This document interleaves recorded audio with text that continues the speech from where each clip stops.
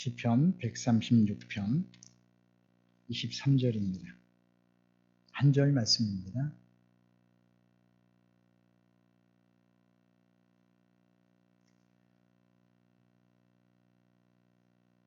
네, 찾으셨으면 우리 함께 한 목소리로 함께 읽도록 하겠습니다.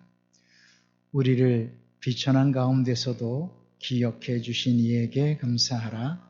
그 인자하심이 영원함이로다. 아멘. 옆 사람하고 인사합시다. 사랑합니다. 축복합니다. 네. 오늘 추수감사주일입니다. 한 해 동안 우리 하나님이 우리에게 베풀어 주신 그 은혜와 사랑을 기억하고 하나님 앞에 감사하는 날입니다. 그런데 우리 모두 다 경험해 왔던 것처럼 참 올 한 해 힘들었습니다. 올해 시작할 때부터 코로나 바이러스가 우리 모두를 참 어렵게 하고 힘들게 했습니다. 지금 이야기를 들어보니 전 세계에는 하루에 50만 명씩 이 코로나 바이러스에 감염이 되고 있다. 이런 뉴스를 들어봤습니다. 전 세계가 코로나 바이러스의 위기 속에 있습니다. 지난 여름에는 정부도 우리 긴급 재난자금을 전 국민에게 나눠줄 만큼 우리 경제와 살림살이도 많이 어려워졌습니다. 코로나로도 어려운데 올해는 참 비도 많이 왔습니다. 수해도 많이 입었고 태풍도 여러 차례 지나갔습니다. 농산물의 수확량도 예년보다 그리 많지 않다고 합니다. 참 힘든 한 해를 우리 모두 보내고 있습니다. 교회도 참 어려운 시기를 보냈습니다. 연초에 김정순 권사님 교통사고로 또 원치 아니하게 사고를 당하시게 되고 또 우리 신해철 권사님 또 봄에 화재로 인해서 또 어려움을 당하기도 하고 교회는 교회대로 모여 예배드리지 못하는 비대면 예배로 예배를 드려야만 했고 한국 사회로부터 또 한국 교회는 비난의 대상이 되는 그런 가슴 아픈 일들이 우리 가운데 있었습니다. 오늘 우리가 읽은 이 말씀은 작년 추수감사 주일에 구역별로 이 말씀을 암송했던 그런 말씀입니다. 기억나시나요? 여호와께 감사하라. 그는 선하시며 그 인자하심이 영원함이로다. 그러면서 누구누구에게 감사하라. 그 인자하심이 영원함이로다. 누구누구에게 감사하라. 그 인자하심이 영원함이로다. 그래서 우리 지난해 추수감사주일에는 우리 원구역이 같이 이 말씀을 암송하면서 우리 하나님에게 감사하라. 감사하라. 감사하라. 그 인자하심이 영원함이로다. 네. 우리가 감사해야 할 이유가 있다면 오늘 말씀에서 보여주고 있는 것처럼 하나님이 그 선하심, 하나님의 그 인자하심, 그것으로 인해 하나님께 감사해라.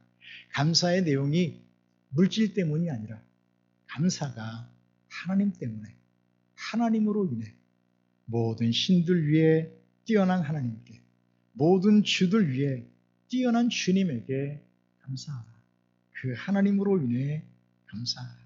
그래서 하나님 그 한 분으로 인해서 감사하는 신의 아름다운 고백과 그 뒤에 이어지는 이스라엘의 민족의 역사 가운데 하나님이 어떤 일들을 이루어 주셨는지를 기억하고 감사하는 모습을 보여주고 있습니다. 오늘 그 중에서도 한 절 말씀만 같이 생각해 보려고 합니다. 우리를 비천한 가운데서도 기억해 주신 이에게 감사하라. 우리를 그 비천한 가운데서도 기억해 주신 이에게 감사하라. 그 인자하심이 영원함이로다. 이스라엘 백성들은 자신들이 비천한 자리에 처해 있었을 때 하나님이 우리를 버리지 않으셨고 하나님이 우리를 포기하지 않으셨고 여전히 하나님의 기억 속에 하나님의 마음 속에 하나님의 사랑 속에 우리가 들어있음으로 인해 감사하고 감사하라고 말하고 있습니다. 하나님의 그 아름다운 사랑, 하나님의 아름다운 은혜, 하나님의 영원한 자비하심이 우리 가운데 아직 남아있으니, 아직 하나님이 우리를 버리지 않으시고 포기하지 않으셨으니 그거 기억하고 감사하자, 그 얘기입니다. 여러모로 우리 참 답답한 일들이 많았습니다. 사방이 막혀 있는 것 같고 거꾸로 엎드림을 당한 것 같고 비천해진 모습이 우리의 모습입니다. 그럼에도 불구하고 하나님은 우리를 잊지 않고 계십니다. 하나님은 결코 우리 믿음의 사람들을 잊지 않고 계시고, 우리가 비천한 가운데 있을지라도 오늘 말씀처럼 하나님은 여전히 우리를 기억하고 있습니다. 하나님의 사랑은 변하지 않습니다. 하나님의 사랑은 영원한 사랑이라고 말씀해 주고 있습니다. 그 인자하심이, 인자라는 말은 사랑이라는 말이죠.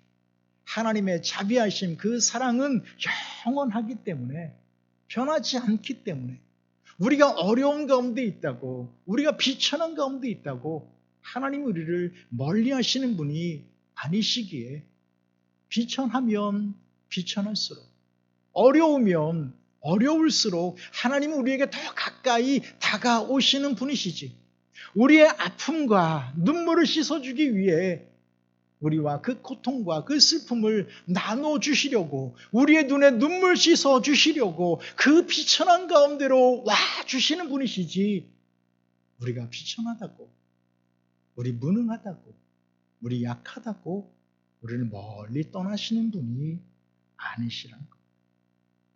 우리는 우리 자신을 포기할지라도 하나님은 결코 우리를 포기하지 않습니다. 때때로 우리는 우리의 삶을 저주하고 싶을지라도 하나님은 결코 우리를 저주하지 않습니다.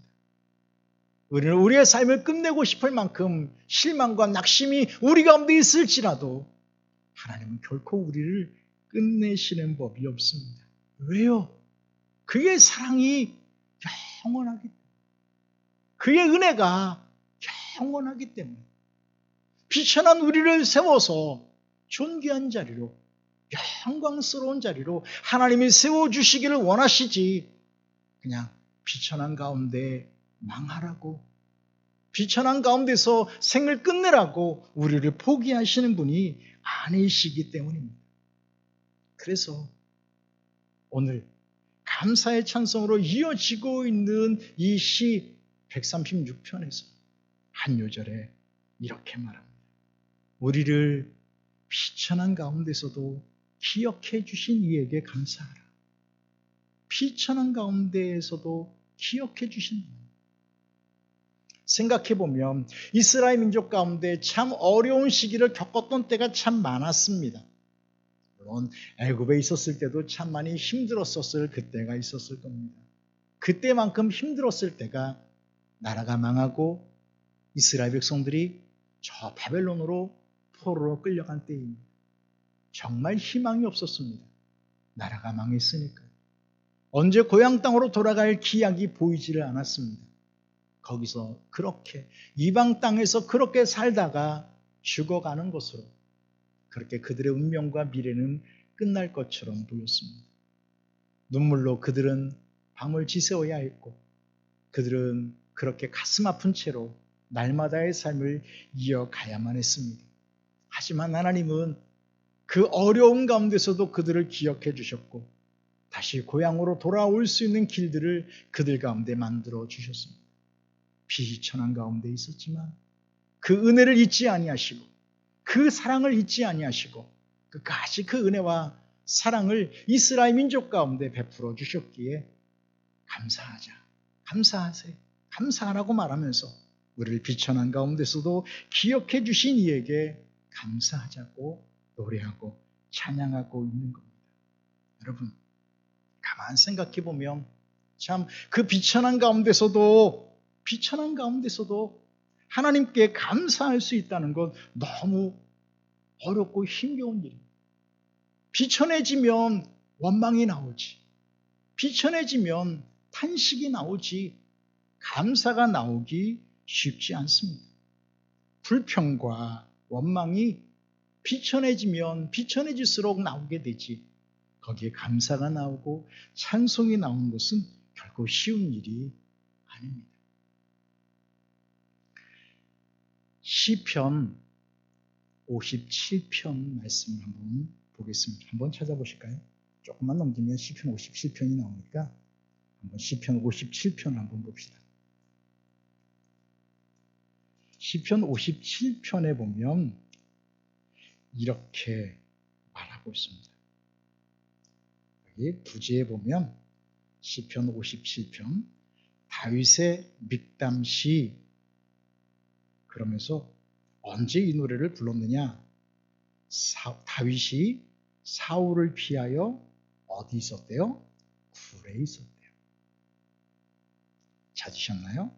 시편 57편 1절 앞에 부제에 보면 다윗이 사울을 피하여 굴에 있던 때에. 그럼 여러분, 다윗이 인생 가운데 참 어려운 시기입니다. 사울의 눈을 피해서 도망 다녀야 했을 그 시기입니다. 굴에 있었다고 했습니다. 그러면 물론 다윗이 아둘람 굴에도 거기서도 살기도 했었지만 성경을 보면 사울이 다윗을 잡겠다고 포위망을 좁혀옵니다. 그런데 다윗이 어디에 숨어 있었냐면 어느 굴에 숨어 있었습니다. 근데 그 자리에 누가 들어오나요? 사울이 정말 꼼짝없이 죽었다 생각할 만큼 어려운 위기가 그에게 닥쳐왔습니다. 죽음이 코앞까지 다가온 겁니다. 굴에 숨어 있는데 사울의 눈을 피해서 굴에 숨어 있는데 그 굴에 사울이 들어오는 겁니다. 얼마나 긴장감이 가득했겠습니까? 꼼짝없이 죽었다는 생각이 아마 다윗의 마음속에 들었는지도 모르겠습니다. 그런데요, 여기 시 57편 7절부터 말씀을 보면 이렇게 말합니다. 다윗이 뭐라 고백하냐면 하나님이여 내 마음이 확정되고 내 마음이 확정되었사오니 내가 노래하고 내가 찬송하리이다. 내 영광아 깰지어다. 비파야 수구마 깰지어다. 내가 새벽을 깨우리로다. 주여 내가 만민 중에서 주께 감사하오며 문 나라 중에서 주를 찬송하리이다. 무릇 주의 인자는 커서 하늘에 미치고 주의 진리는 궁창에 이르나이다. 하나님이여 주는 하늘 위에 높이 들리시며 주의 영광이 온 세계 위에 높아지기를 원하나이다. 여러분, 목숨이 경각에 달려 있습니다. 죽음이 코앞까지 다가왔습니다. 다윗이 뭐라 말하죠? 하나님 내 마음이 확정되고 확정되었습니다. 뭐 하겠다고요? 뭐 하겠다고요? 뭐를 그렇게 마음을 확신했다고 말합니까? 노래하고 찬송하리. 또 뒤에 뭐라 말하죠? 9절에 보니까 내가 만민 중에서 주님께 감사하겠습니다. 모든 나라들 가운데 주를 찬송하겠습니다. 원망이 나와야 되는 거 아니에요? 불평이 나와야 되는 거 아니에요? 하나님 어떻게 이러실 수가 있는 거예요? 왜 이런 고난과 이 눈물의 자리로 나를 이끌어 가시는 거예요? 지금 죽음이 코앞까지 왔잖아요. 하나님 어떻게 이렇게 하실 수 있는 거죠? 절망과 탄식이 아니라 그가 마음을 확증하고 확증하는 것은 모든 사람 가운데 내가 주께 감사하겠습니다. 모든 나라 가운데 내가 주께 찬양하겠습니다. 노래하겠습니다. 왜냐하면 주의 인자하심이 커서 저 하늘에까지 미치기 때문입니다. 주의 사랑이 얼마나 큰지 그 사랑을 노래하겠다. 사울을 피해서 지금 굴에 숨어있는 환경인데 주의 인자하심, 주의 사랑이 얼마나 큰지 이 우주 공간을 넘어 하나님이 계신 그곳까지 이르렀다고 고백하고 있습니다. 사방이 막혀서 답답한데 거꾸로 뜨림을 당한 것 같은데 망한 것 같은데 막막한 것 같은데 그는 결심합니다. 찬양하겠습니다. 감사하겠습니다. 노래하겠습니다. 왜요? 환경이 좋아서인가요? 환경이 아름다워서인가요? 목숨이 경각에 달린 그 환경이 너무 좋아서, 너무 기뻐서 노래하고 찬양하겠다고 하는 건가요? 아니요. 주의 인자하심, 주님의 사랑이 너무나 커서 그것 때문에 내 마음을 확정했습니다. 주님의 사랑 때문에, 주님의 인자하심 때문에 내가 노래하지 않고는 견딜 수가 없습니다. 주님의 나를 향한 그 사랑이 얼마나 큰지, 이 우주 공간을 넘어 하나님 계신 그곳까지 이르렀으니 내가 어찌 노래하지 않을 수 있으며, 내가 어찌 찬양하지 않을 수 없으며, 내가 어찌 감사하지 않을 수 있겠습니까? 확정되고 확정되었다고 말입니다. 이와 비슷한 환경이 바울에게도 있었습니다. 고린도후서 4장에 있는 말씀 보니까 바울은 이렇게 고백합니다. 우리는 질그릇인데 이 질그릇에 보배를 담고 있다. 이렇게 말하면서 이렇게 말합니다. 사방으로 우겨쌈을 당하고 답답한 일을 당하고 박해를 받고 거꾸로 뜨림을 당하고 있다고 말합니다. 그런 환경 속에서도 바울이 뭐라 고백하냐면, 사방으로 우겨쌈을 당해도 쌓이지 않습니다. 답답한 일을 만나도 우리 낙심하지 않습니다. 박해를 받아도 우리 버림받지 않습니다. 거꾸로 뜨림을 당해도 우리 망하지 않습니다. 왜냐하면 우리 안에 보배가 있기 때문입니다. 오늘 저와 여러분의 신앙과 고백이 다윗과 바울의 고백 같은 아름다운 신앙이 될 수 있기를 바랍니다. 보배이신 예수 그리스도, 그분이 계시기에 우리는 질그릇같이 아무런 능력도 힘도 없지만 그저 평범하기 이를 데 없는, 아무런 능력도 담아내지 못하고 있지만 그래도 보배이신 예수 그리스도, 그분으로 인해서 어떤 환경 속에도 넘어지지 않고, 넘어져도 다시 일어나고, 낙심하지 않고 망하지 않는, 절대로 포기하지 않는 그 은혜와 능력이 우리에게 있다고 말하고 있습니다. 여러분, 바울도 일이 하고 있습니다.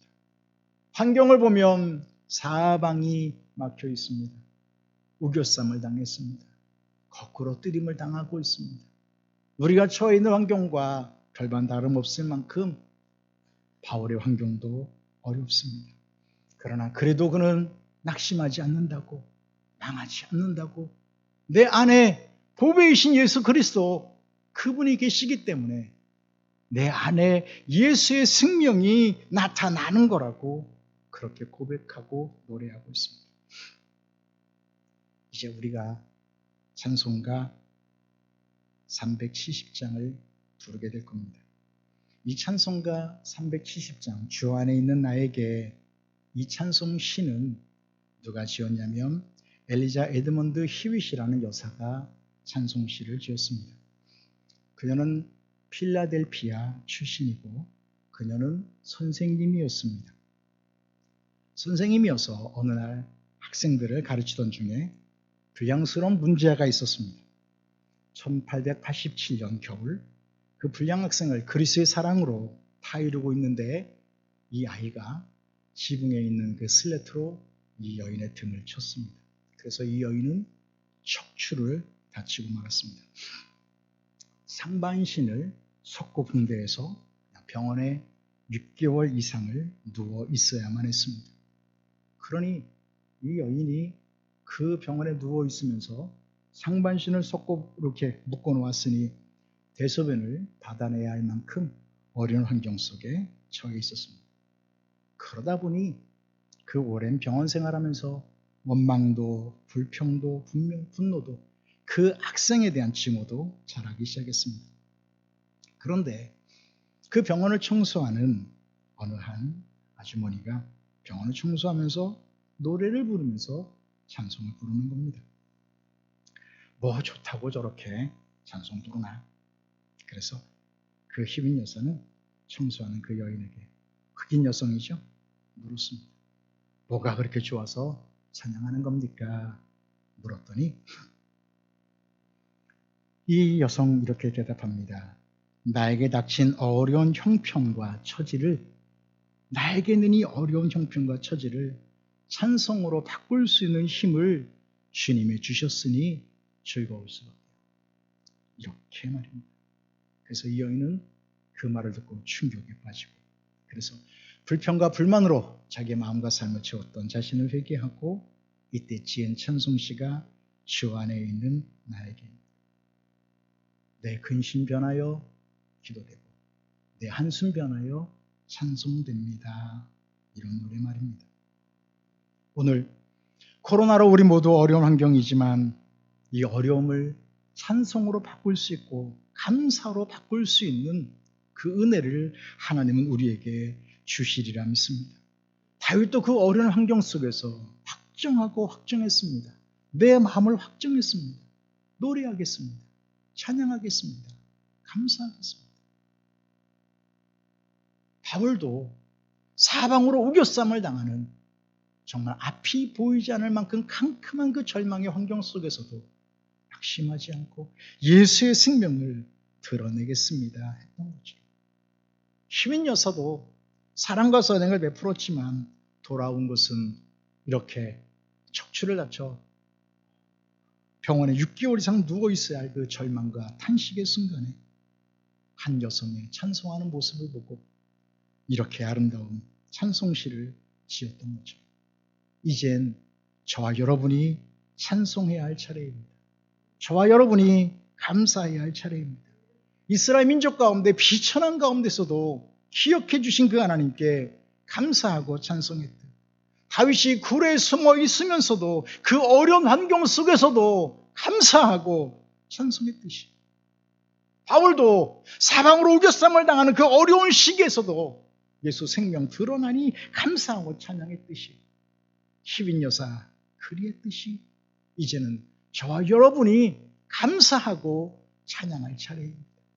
어려운 시기, 코로나로 해서 힘겨운 시기, 원망과 불평이 아닌 감사와 찬송으로 이 어려움을 잘 이겨내고 극복할 수 있는, 왜냐하면 하나님의 사랑은 영원하시기 때문에, 하나님의 사랑은 변하지 않기 때문에, 저와 여러분을 향한 그 사랑은 영원히 변하지 않기 때문에 오늘도 그 은혜, 그 사랑 기억하고 우리 주님, 우리 하나님 베풀으셨던 그 은혜 기억하고 감사하고 찬양할 수 있는 저와 여러분이 꼭 되길 주님의 이름으로 축복합니다. 기도합시다. 고마우신 주님, 감사합니다. 감사 주일을 맞이해서 비천한 가운데서도, 우리 어려운 가운데서도 찬송하겠다고, 감사하겠다고 믿음으로 나온 우리 귀한 성도들을 축복해 주시고, 저들의 입술 속에 또 찬송이 담기고 저들의 마음 속에 또 감사가 나타나도록 은혜를 베풀어 주옵소서. 그래서 이 모든 어려움도 넉넉히 이겨낼 수 있도록 은혜와 긍휼을 덧입혀 주옵소서. 이끌어 주심이 싸웠고 예수님 이름으로 기도하옵나이다.